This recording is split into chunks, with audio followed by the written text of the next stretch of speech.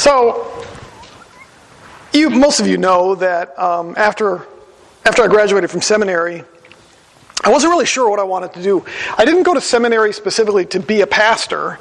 I went to seminary in part because I had always, after I'd gotten saved, I've always loved academics, and I loved studying the Word of God. And so even when I was in seminary, I loved to study, and I loved to study just kind of verse by verse. I wouldn't say trained in it. Nobody taught me that. It's just kind of what I liked doing. I would take my Bible out, and if you could see the Bible that I had in college, you'd see words are highlighted and underlined and arrows and stuff like that. And so I even began to teach, and I knew that I really enjoyed teaching the Word of God. And so I had thought about going on to seminary, but it's expensive, and after spending 5 years in college, and so when I met Pastor Krenz, and he had encouraged me to go on to seminary, I took that as an opportunity to go, but I wasn't really sure what I was going to do with it. I didn't want to be a full-time pastor. I just didn't see myself filling that role. I thought I was going to go into Christian radio, and at one point I thought I was going to go with Josh McDowell Ministries to do public speaking. In fact, I was accepted into his ministry to be trained personally by him. But I really wasn't sure, and so when I graduated, instead of jumping off into something, I just decided to stay around Warsaw, Winona Lake, and I continued to pastor this small country church. And it was a great ministry. God did some neat things there. And I got the opportunity to move here. Most of you kind of know that. And I moved here and I helped start a church down in Grove City that I pastored for a while. And we ended up merging that church into the parent church. Grove City at the time was a tough area because literally we met in an old house where the kids, we had our Sunday school in the kitchen, and it just really was terrible. And finally got to the point where nobody wanted to rent to churches. In fact, another place we had stopped renting to churches. The schools didn't want to open up their doors. And so finally we just said, it'd just be a lot easier to merge in with the parent church. And at that point I was kind of like, well, what am I going to do now, So we started thinking about, where we might move to, and we needed a bigger house because the house that I had purchased as a single wasn't going to be conducive to a family. And so we kind of drew a circle on the map, and we'd love to be in the Delaware area because there were a lot of Grace Brethren churches all within 15, 20-minute drive. And I thought that's what God wanted me to do was, we'll go here and I could get a job at any one of these churches, maybe as a part-time pastor, etc. Well, through that whole process, we ended up at Grace. And part of that was because Pastor Custer and another pastor, Pastor Steve, when I would visit with my wife Amy, they would pull me aside and say, we want you to stay. We want you to stay. We want you to stay, And finally, I thought, okay, this is God's plan. He wants me here. So I figured it would be really easy to get plugged in and to start to teach again. But that didn't happen. In fact, after being there for about 6 months, Pastor Jim pulled me aside and he said, how come you're not an elder yet? And I'm like, I don't know. He's like, well, you should be an elder. And I'm like, you got to talk to your elder board, And so he talked with the elder board, and that went through sort of a process and stuff. And I kept looking for opportunities to teach and other things. And to be real honest, no opportunities, no interest. Jim, every once in a while, would say, well, what are you doing here? I'm like, I don't know. I'm trying. I've gone to the person who heads all the Bible studies and the ABFs, and I got invited to preach one time, so I was able to preach one time there. But nothing. And so for almost 2 years, I did nothing. And it was distressing. It was disappointing. It was frustrating, especially since there were Sunday schools that didn't have teachers. And so finally, Steve Schmeckel and I just kind of said, we're just going to do our own thing. And we found a room, and we kind of started our own little Sunday morning Bible thing. And some of you know that I ended up teaching ultimately the New Beginnings class. But for 2 years, literally did nothing. And I really wondered, God, what happened here, This is where I thought you wanted me to be. This is where I thought you wanted to use me. I went through the whole seminary thing, and I can't even teach in a big church that needs help with teaching. So it was a difficult and a challenging time. When I think about Jacob here, and I think about his life, think about how when he left his home to travel to get a wife, and the Lord appeared to him and made him all these promises, And yet, 20 plus years later, nothing had happened. He had gotten a wife and stuff, but he's kind of stuck in Pan-Aram. And God finally calls him and wants to take him back home. And we're going to see how that kind of works out today. But I think about Jacob. I wonder if Jacob ever, in his own mind, kind of wondered, well, wait a minute, what about those promises some 20 years ago? Well, isn't something supposed to happen with that, Lord? But I'm still here slogging through the mess, working for this guy that I don't like. He's been trying to rip me off, I don't have an estate for my own family. I can't take care of them. What happened to all those promises? All those big plans you had for me? I wonder if he ever struggled with that or wondered about that. Well, what we look at today, we're going to see how after Jacob had left Pan-Aram, when God had called him to go back, after serving Laban for 20 years, God calls him back, and there's two things that happen in our text today. He reminds Jacob of his plans and the vow that Jacob had made to him.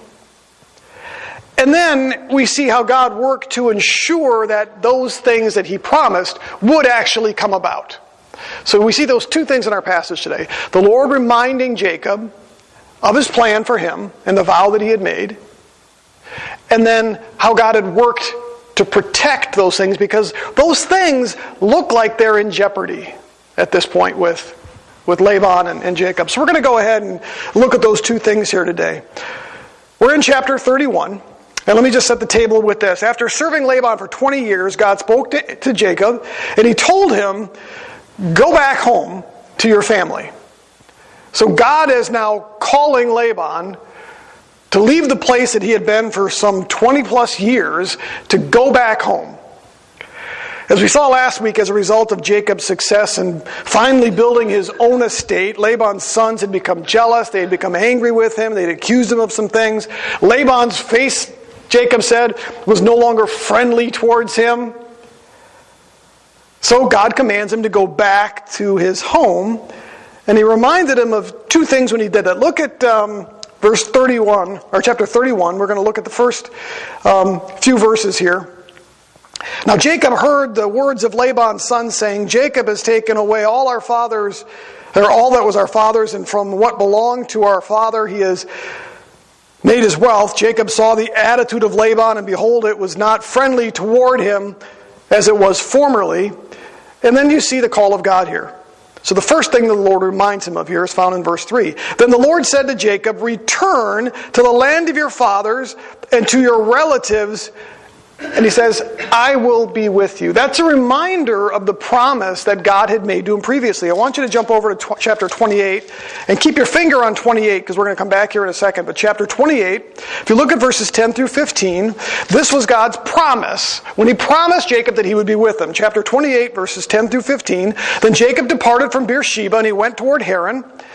He came to a certain place and spent the night there because the sun had set, and he took one of the stones of the place and put it under his head and lay down on it in that place. He had a dream, and behold, a ladder was set on the earth, and its top reaching to the heaven, and behold, the angels of God were ascending and descending on it. And behold, the Lord stood above it and said, I am the Lord, the God of your father Abraham, and the God of Isaac, and the land on which you lie, I will give it to you and to your descendants. Well, that's the land of Bethel. That's just north of Beersheba. So it's in the region where his family was, where his home was. He says, I'm going to bring you back here and give this to your descendants. That's God's promise. Verse 14, the descendants will also be like the dust of the earth. That's another promise. And you will spread out to the west and to the east and to the north and to the south. In other words, in all of the land of Canaan. He says, and in you and in your descendants shall all the families of the earth be blessed. Those are the promises that God made to him. He also goes on into verse 15. Behold, I am with you, and I will keep you wherever you go, and I will bring you back to this land, for I will not leave you until I have done what I have promised you. So the first thing, when you're back in chapter 31, the first thing that we see there, he reminds Jacob of that. In verse 3, he says, return to the land of your fathers and to your relatives, and I will be with you. The second thing that God reminds Jacob of was the vow that Jacob had made to him. If you jump down into verse 13 of chapter 31, God said to him, I am the God of Bethel, where you anointed a pillar, where you made a vow to me. Now arise, leave this land, and return to the land of your birth. Now again, back to chapter 28. We see where Jacob made this vow. Look at verse 16 of chapter 28. Jacob awoke from his sleep, and he said, surely the Lord is in this place, and I did not know it. He was afraid and said, how awesome is this place? This is none other than the house of God, and this is the gate of heaven. So Jacob rose early in the morning, and he took the stone that he put under his head, and he set it up as a pillar, and he poured oil on it.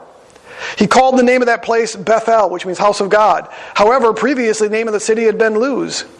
Then Jacob made a vow, saying, if God will be with me and will keep me on this journey that I take, and will give me food to eat and garments to wear, and I return to my father's house in safety, another way to read that is, and he returns me to my house in safety, then the Lord will be my God.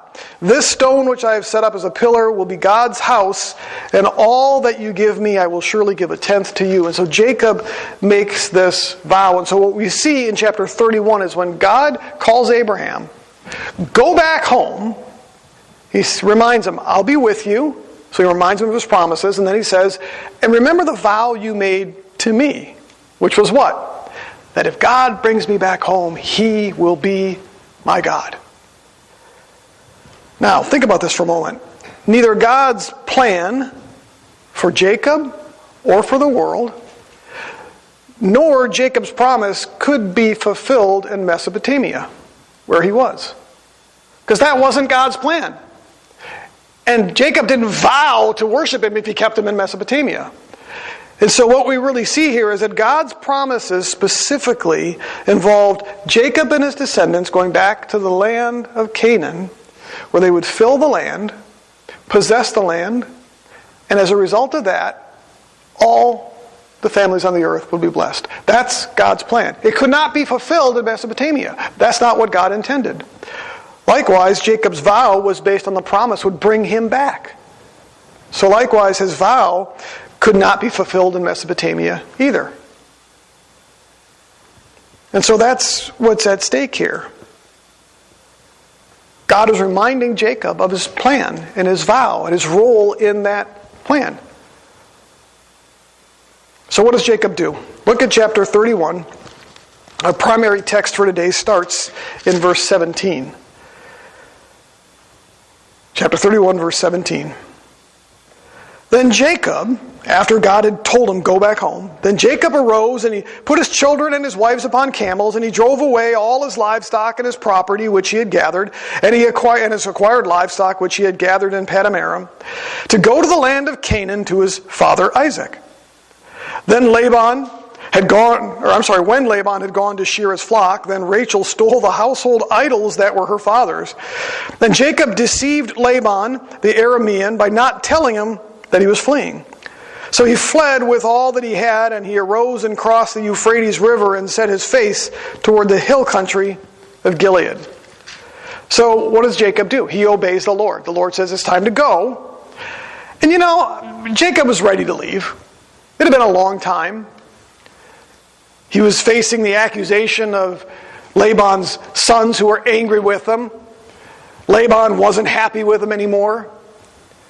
And so Jacob was probably ready to leave, and so the Lord steps in and tells him to leave. But we're going to see that there was a little bit of trepidation as well. A little bit of fear, if you will, in leaving because of the way that he goes about doing it. It says that he left while Laban was away shearing his sheep. He didn't say goodbye to Laban. In fact, the text here says that he deceived Laban. That word is not the normal word for deceived. It's that he stole his heart, which basically means that the way that he went about doing it impacted Laban emotionally. The words fled and fleeing indicate that he was running, that he was afraid of Laban. He knew Laban would not respond kindly to what he was doing. He was already in Laban's bad graces because Laban had tried to rip him off multiple times. And remember what God had done? Every time Laban tried to rip off Jacob, God turned the tables. And so as a result of that, Laban's flock decreased, his wealth decreased, while Jacob's wealth increased. So now Laban wasn't happy about it. His sons weren't happy about it. Makes sense that Jacob would be a little bit afraid of leaving. So he does it, I might say, in the dead of night. Doesn't say that specifically, but he leaves without telling Laban. Later in verse 31, we see why he feared, because, in fact, I'm going to just jump ahead and read it. Then Jacob replied to Laban, this is when Laban finally caught up with him, because I was afraid, for I thought that you would take your daughters from me by force. So he was afraid that Laban would use violence to prevent him from leaving and taking his wives. In fact, we know that's exactly what Laban would have done, because, and you don't have to jump here, but later in the chapter, in verse 43, even after Laban realized what was going on and that he wasn't going to get to keep his daughters, that God wasn't going to allow that to happen, he tells Jacob, the daughters are my daughters, and the children are my children, and the flocks are my flocks, and all that you see is mine. So Jacob had good reason to be afraid, to be intimidated. Something else that might have added to Jacob's trepidation about returning to his family was obviously knowing he was going to have to meet up with Esau. Because, remember, he left because Esau was trying to kill him. He had deceived his brother. His brother therefore sought to kill him. So he ran away. He's been gone for 20 years, but we're going to find out in a future text that he still thought that Esau was mad and that Esau was going to kill him. And so he has a number of things here that are causing trepidation in Jacob. But I think it's important that we point out here that in spite of that, when God said go, Jacob went. That's the important thing here. In spite of the fears or the concerns that he had, Jacob did obey God, and he set out for home, which suggests that he was going to have to trust the Lord. That he took him at his word. I will be with you, Jacob.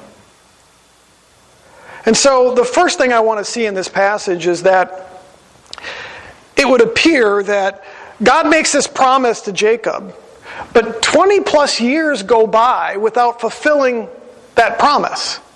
And it's almost as if that promise was just sort of forgotten or suspended. Jacob's life during that time was a little rocky.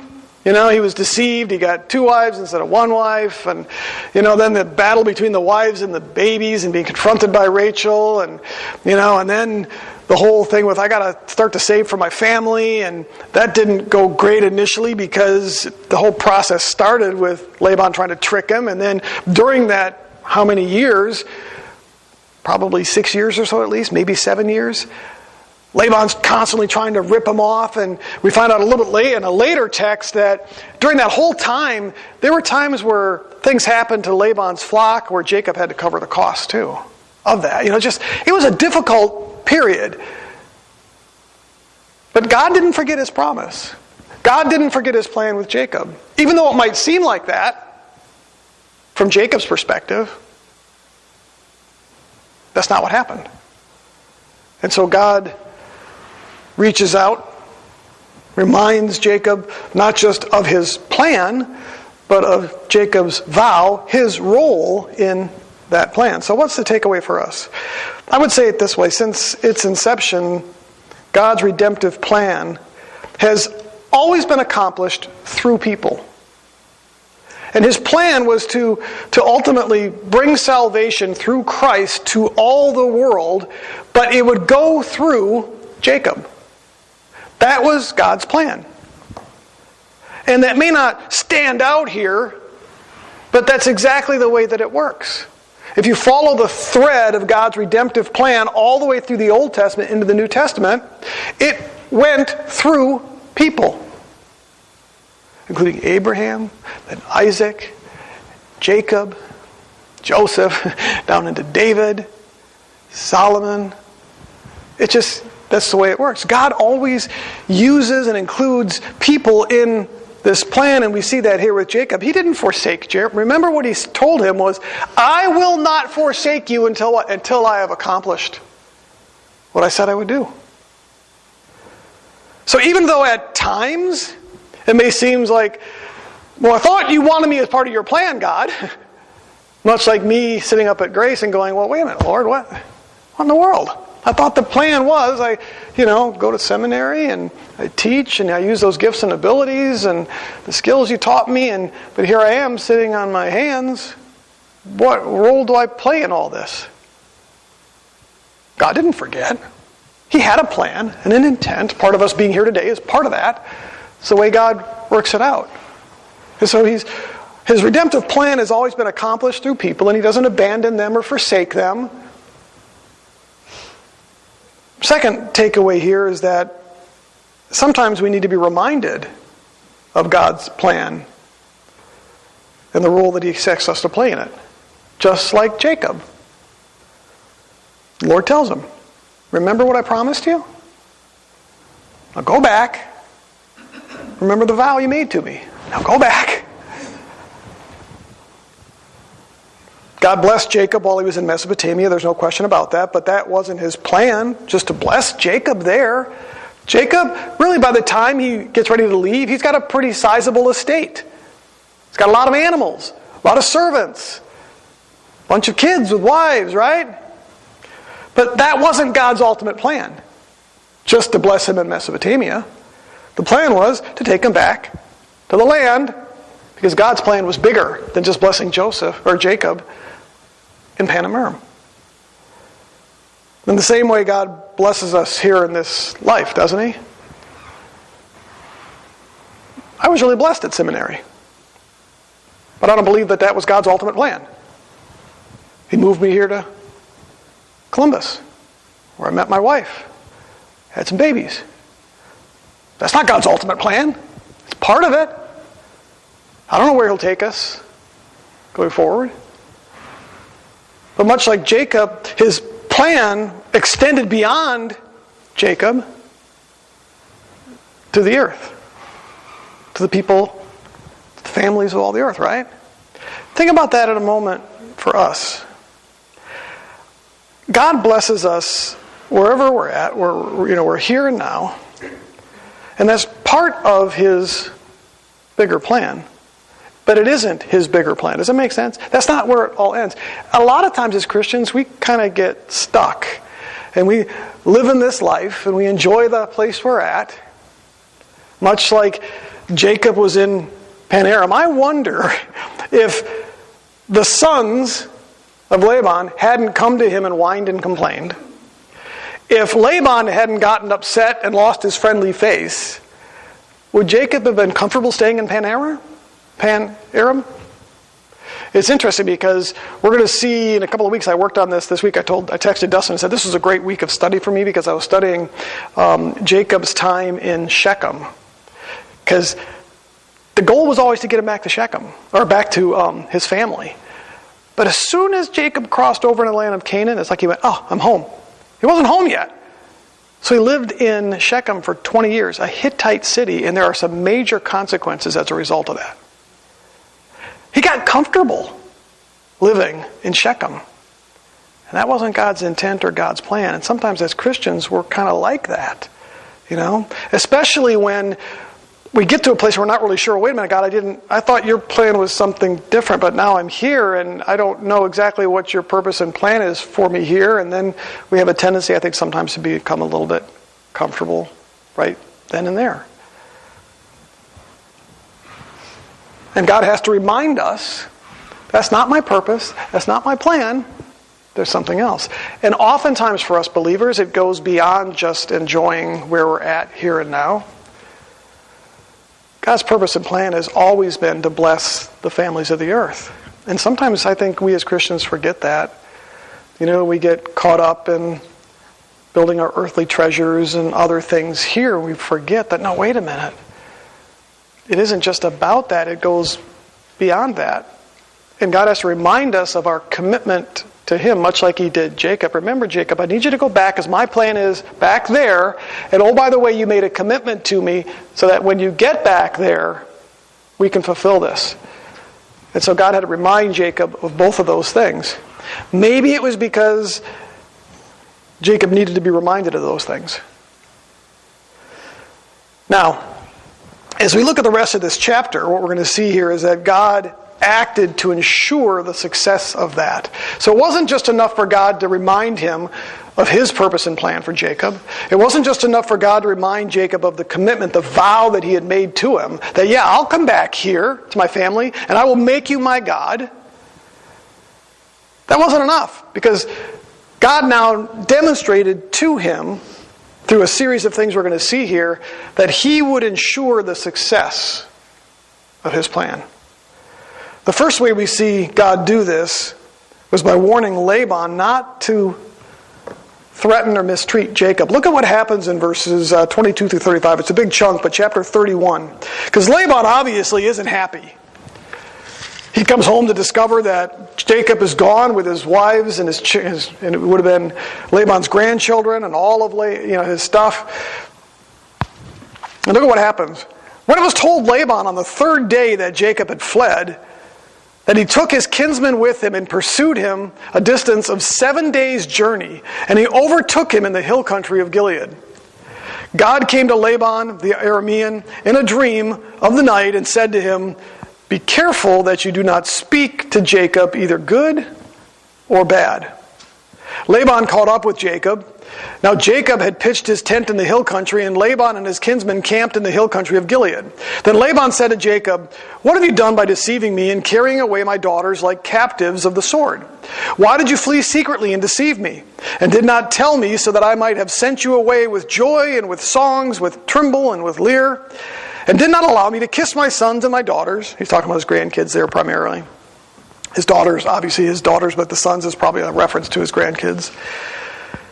"Now you have done foolishly. It is within my power to do you harm, but the God of your father spoke to me last night, saying, 'Be careful not to speak either good or bad to Jacob.' Now you have indeed gone away because you longed greatly for your father's house, but why did you steal my gods?" Then Jacob replied to Laban, "Because I was afraid, for I thought that you would take your daughters from me by force.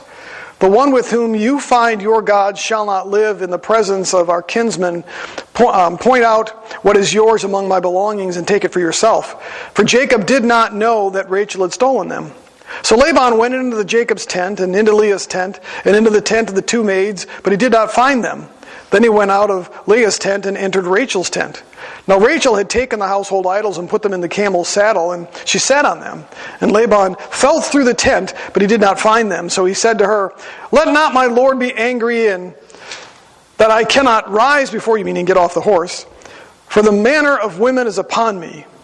So he searched, but did not find the household idols. Now that's a mouthful. Let's kind of break that down. So the first thing that we see here is God warns Laban not to do harm to Jacob, because that's what Laban's intent is at this point. He's even told him that I got the power to harm you, but no, God said I can't. Laban wasn't happy, and God knew Laban's intent, so he intervenes, tells him, "Don't speak either good or bad to Laban." Now that appears to be a figure of speech. If you want the fancy term for it, it's called a merism. It's where you take two opposite words, you join them together, like, good or evil, something like that. It's sort of like the gamut, okay? And really what he's telling him here is not to harm him. Don't say anything good or bad to him. You be very careful. And it's interesting, this phrase I think is only used one other time, and it was used of Absalom back in 2 Samuel chapter 3, where it says Absalom did not speak to Amnon either good or bad, for Absalom hated Amnon because he had violated his sister Tamar. Remember the story where Tamar was violated or raped by Amnon?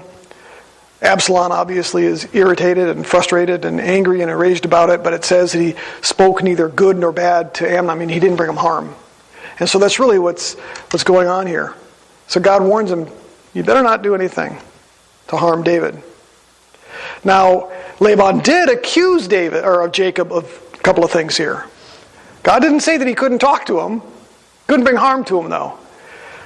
So the first thing he accused him of here was secretly carrying off his daughters like prisoners of war. Look back at verses 26 through 28. "What have you done by deceiving me and carrying away my daughters like captives by the sword?" Earlier, the text, if you go back, you don't have to run there, but chapter 31, the very middle or so, verses 15 through 17, his daughters were more than willing to go with Jacob. In fact, they looked at their father and they said, he's wasted the dowry that he was paid on our behalf, and there's nothing left in his estate for us. So yeah, let's go back home. Let's go back to your home, Jacob. I mean, it's pretty much a paraphrase, the Michael Pampern paraphrase. So his assertion, you took them away like captives. Talk about the melodrama here. He didn't take them away like captives. They went willingly. He accused Jacob of depriving him of an opportunity to kiss his daughters and his grandsons goodbye. And notice he even says to send them away with gladness and with songs and with tambourine and with lyre. Do you really think that Laban would have sent them away like that? Especially knowing what we know later in verse 31. They're mine! My daughters, my grandkids, my animals, mine. No. This is deceit. It's interesting you have this word deceive show up in here. Who's the one doing the deceiving here? So it's all nonsense. It's pure deception. Jacob left secretly because he knew Laban and his character. He believed that Laban would take his daughters back by force. Everything he needed to know about Laban, he knew. According to chapter 31, verse 29, if God had not intervened by warning Laban, Laban would have carried out his plan to harm Jacob. Look at verse 29 again, just briefly. It is in my power to do you harm. But the God of your father spoke to me last night, saying, be careful not to speak good or bad to Jacob. What does that tell us?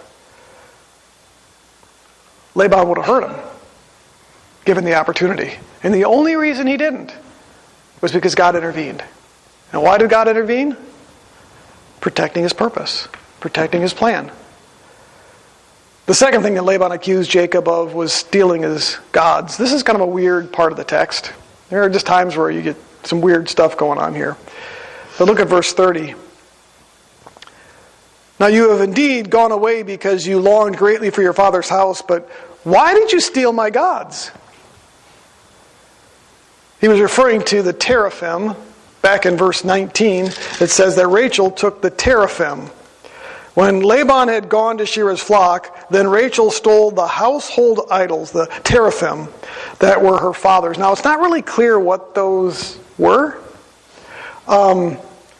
Most Bible translations translate teraphim as household idols, but it's interesting because this word is used throughout the Scriptures, combined in other passages where it's placed alongside graven and molten images, placed alongside idols. And usually when you have two words and one word means something, the other word generally doesn't mean that same thing.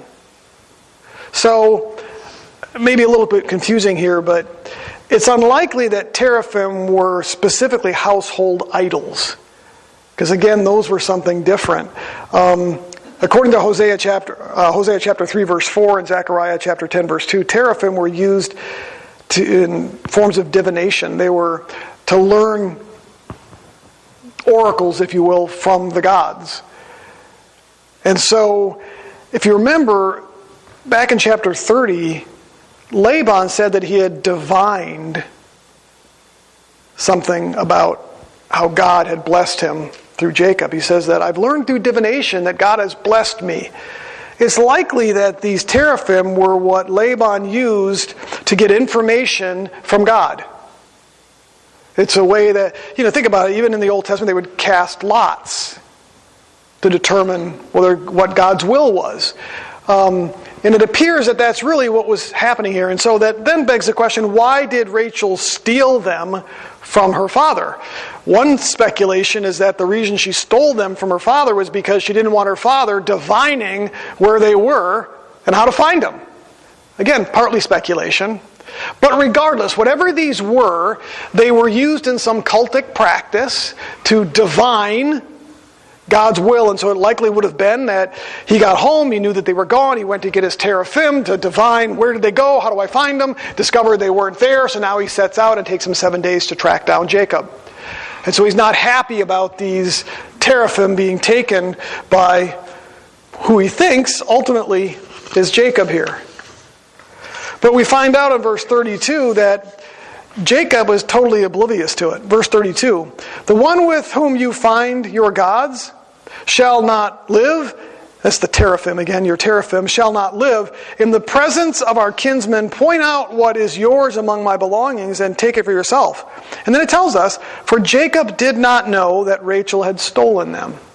So he was totally oblivious to the fact that Rachel had taken these. And again, we know that she did. Verses 34 through 42, we discover, now Rachel had taken the household idols, the teraphim, and put them in the camel's saddle, and she sat on them. And Laban felt through all the tents, but he did not find them. And so we have this situation where Jacob says, I don't have them, but you're free to look through the whole entire camp here. And if you find them, it's going to stink to be that guy. And so Laban takes him up on it. He starts digging through all this. They can't find him anywhere. Going all over the place. He goes into the tent. He can't find him. And so ultimately, he comes to Rachel, who has them. But she's pretty smart. She hides him in the saddle there. And she's sitting on it. But because it's the time of month, or that's what the excuse is, he's not going to have her get up off of that because that's improper. And so she uses this very deceptive plan here so that he can't actually discover that she's hiding these teraphim. So, what do we see with this? God is ultimately protecting Jacob from these accusations. Certainly had Laban found these, there would have been consequences to pay. But again, he was completely aware. He's being honest here. He didn't know. He's not lying. He's not being deceptive. He didn't know she had done it. And that actually then leads us to the second way that God ensured his purpose and plan here. You got these accusations, but one of the things that God does here, and this comes out of the text, is that God ensures the success of his plan by upholding justice for Jacob. He had been falsely accused. If you look at verses 34 through 42 again, it says that the one whom you find your God shall not live. In the presence of your kinsmen point out what is yours among my belongings and take it for yourself. For Jacob did not know that Rachel had stolen them. Now, had Laban found them in the presence of Rachel, he would have just assumed Jacob's in on it. Jacob's lying. Jacob's being deceitful. So Laban went into Jacob's tent and into Leah's tent and into the tent of the two maids, but he didn't find them. Then he went out to Leah's tent and entered Rachel's tent. Now Rachel had taken the household idols and put them in the camel's saddle, and she sat on them. And Laban felt through all the tents, but he didn't find them. So she said to her father, let not my lord be angry if I cannot rise before you, for the manner of women is upon me. So he searched, but did not find the household idols. And look at this. Then Jacob became angry and contended with Laban. And Jacob said to Laban, what is my transgression? What is my sin that you have so hotly pursued me? Though you have felt through all my goods, and you have found of all of your household, what have you found of all your household goods? Set it here before my kinsmen and your kinsmen, and they may decide between us two. These 20, and this is where it really kind of rubber meets the road here. These 20 years I have been with you. Your ewes and your female goats have not miscarried, nor have I eaten the rams of your flock. That would have been something that would have been expected. When a shepherd was caring for somebody's flocks, he got to take his food from those flocks. And Jacob said, I didn't even do that. That which was torn of beasts, meaning animals that had been killed of the flock, I didn't bring to you. I bore the loss of it myself. You required it of my hand, whether stolen by day or stolen by night. So he basically is saying, look, I served you for all these years.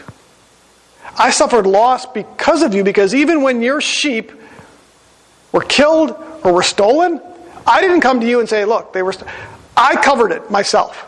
It cost me something, not you. Thus I was, by day the heat consumed me, and the frost by night, and my sleep fled from my eyes, meaning he had worked night and day. These 20 years I have been in your house. I served you 14 years for your daughters and 6 years for your flock, and you changed my wages 10 times. So through all of this, Jacob is thinking, and you've got the gall to come to me and accuse me of stealing your idols. Something so petty as these teraphim. Now again, he didn't know that Rachel had taken them, but the reality of it is, he didn't take them. And Jacob had set an example before Laban. Laban should have known. So when Jacob said, I didn't take your idols, that should have been the end of it. Because Jacob had proven his character before Laban. And so this is where the upholding of justice comes in. Look at verse 42. If the God of my father, the God of Abraham, and the fear of Isaac had not been for me, surely now you would have sent me away empty-handed. Meaning, he would have taken his wives, his daughters back from Jacob. He would have taken the grandchildren, would have taken all of his possessions and belongings, and sent Jacob home all by himself. But then he says this, God has seen my affliction and the toil of my hands, so he rendered judgment last night. What does he mean by that? He basically means, he's saying to Laban, I'll paraphrase, Laban, when God spoke to you last night and said you're not to lay a hand on me, that was God's judgment. That was his vindication. That was God making it right for me because of all of the harm that you've caused me. For all that I've done for you, and you've taken, and you've taken, and you've taken, and you've taken. For the mistreatment, for the deceit, for the cheating, for all of that, God has issued his judgment. He has vindicated me. When he came to you last night and said, don't lay a hand on Jacob. And so we have this other example here of God protecting his purpose and his plan for Jacob by ultimately upholding justice for Jacob. There's one last way that I believe we see God ensure his success in his plan. And that's that he actually mediated peace between Laban and Jacob. Takes it to a different level. Look at verses 43 through 55. We'll finish up with these verses here. Then Laban replied to Jacob, the daughters are my daughters, and the children are my children, and the flocks are my flocks. And all that you see is mine. But what can I do this day to these my daughters, or to their children whom they've borne? And in essence, what he's saying here is, he's still frustrated, he's still angry, that's all mine! But I can't do anything about it. You lucky little savage, Jacob, I can't do anything about it. He's right. Why? Because God had warned him. So now, come, let us make a covenant. In other words, let us make peace, you and I. Let it be a witness between you and me. Then Jacob took a stone and he set it up as a pillar. Jacob said to his kinsmen, gather the stones. So they took stones and made a heap, and they ate there by the heap. That's an important part of a covenant. Peace covenant is eating together. That's what they did. Now Laban called it Jegar Sahadatha, but Jacob called it Gilead. Laban said, this heap is a witness between you and me this day. Therefore it was named Gilead. And Mizpah, for he said, may the Lord watch between you and me when we are absent from one another. If you mistreat my daughters, or if you take wives besides my daughters, although no man is with us, see, God is witness between you and me. What he does there is he basically tells Jacob, don't mistreat my daughters. God's watching you to make sure it doesn't happen. Laban said to Jacob, behold this heap, and behold the pillar which I have set between you and me. This heap is a witness, and the pillar is a witness, that if I not pass by this heap to you for harm, and you will not pass by this heap and this pillar to me for harm. In other words, what he's saying there is, I'm going to set up this pillar. Neither one of us can cross this boundary again. I'll stay away from you. you stay away from me. That's going to protect both sides. The God of Abraham, the God of Nahor, the God of their father, let him judge between us. So Jacob swore by the fear of his father Isaac. It means he swore by God. Then Jacob offered a sacrifice on the mountain and called his kinsmen to the meal. It's another important part of making a covenant is the sacrificial animal. And they ate the meal and spent the night on the mountain. Early in the morning, Laban rose, and he kissed his sons and his daughters and blessed them. Then Laban departed and returned to his place. So what do we make with all of that? Well, Laban's response to Jacob was a mix of both defiance and defeat. He's still angry. They're all mine, but I can't do anything about it. So he kind of admits defeat. But not only that, but notice that Laban is the one here that initiates the peace covenant between them. That's an act of God. When he makes your enemies be the ones that call for peace because they realize they can't do anything about it. And that's what God does here with Laban. God's warning had apparently motivated him to seek peace with Jacob rather than to cause him harm and then take all of his stuff back. So God mediates this peace. In fact, God is the mediator of it because Laban says that God will serve as the witness and the judge. The overwhelming sense we get from this passage is that Laban initiated the peace covenant out of his own self-interest, but ultimately what it did was it put an end to the tension between Laban and Jacob. It put an end to the possible mistreatment of Jacob. That segment of his life is done. He's now going back to the land of Canaan with a lot of stuff. God had made him wealthy, not only with the children, but the servants and everything that he owned. But there's this giant monkey now off his back. A man who had been literally a thorn in his flesh for 20 plus years. God has now removed that and brought peace. And just this reminder here that Laban himself said, we'll set this pillar up as a place where I won't pursue you beyond this, but you don't come back here as well. Means that Jacob is going back to the land in peace. So what do we do with that in terms of a takeaway for ourselves then?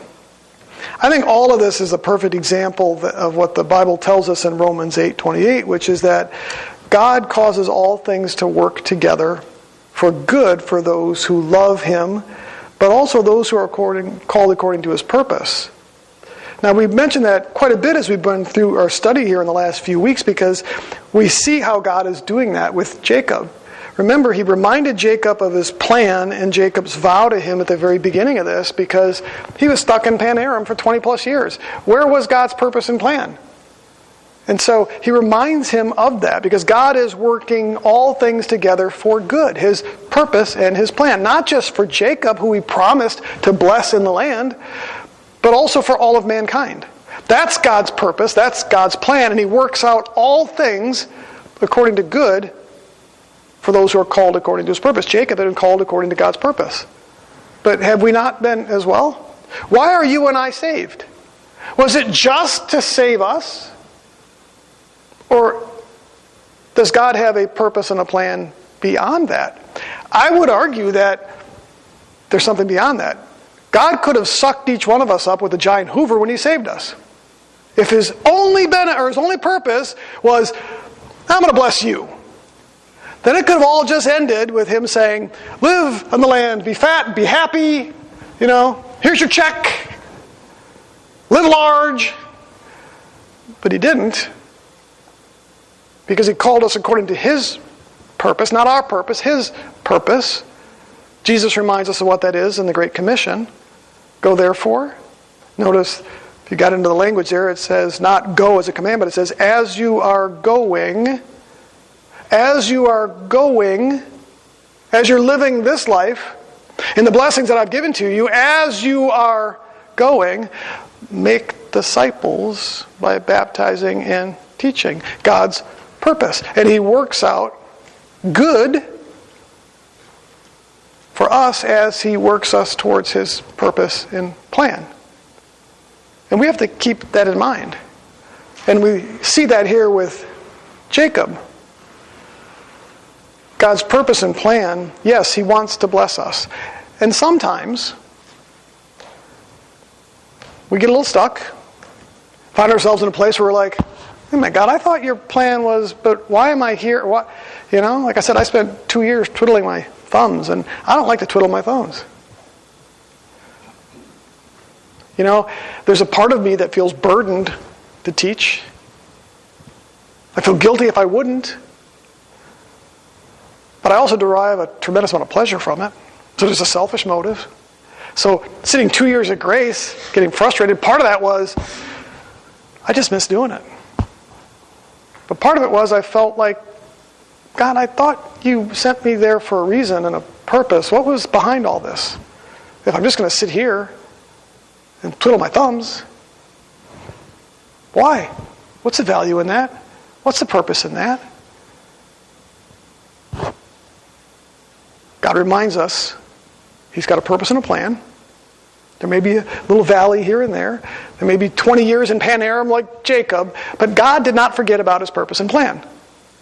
And so He reminds Jacob, but in that reminder also reminds Jacob of the vow He made to him. But then He also worked to protect that, meaning that sometimes we get a little bit disillusioned. I think about, we went through 4 years here just recently of, we look at our nation, and a lot of us struggled in the direction of the country and all that stuff that, we get all the political stuff, and we get discouraged. But did God forget about His purpose and plan? No, He didn't. And now we have kind of the opposite. I saw yesterday an executive order, the day before, about the new office of, I don't know what it is. It's basically a new governmental office that's supposed to investigate and look into attacks against Christians and other people of faith, whatever you want to call it. So we all rejoice. Woohoo! God's back on the throne. Well, He never left the throne. But we kind of get in our little perspective, right? But God hasn't forgotten about His purpose and His plan, whether it's for us or overall in general. And so He reminds us of both His purpose and plan. He reminds us of our commitment to Him. But then He will always continue to protect that. He will bring about His purpose and plan. Even if it may be like we're in the desert for a little bit. Amen?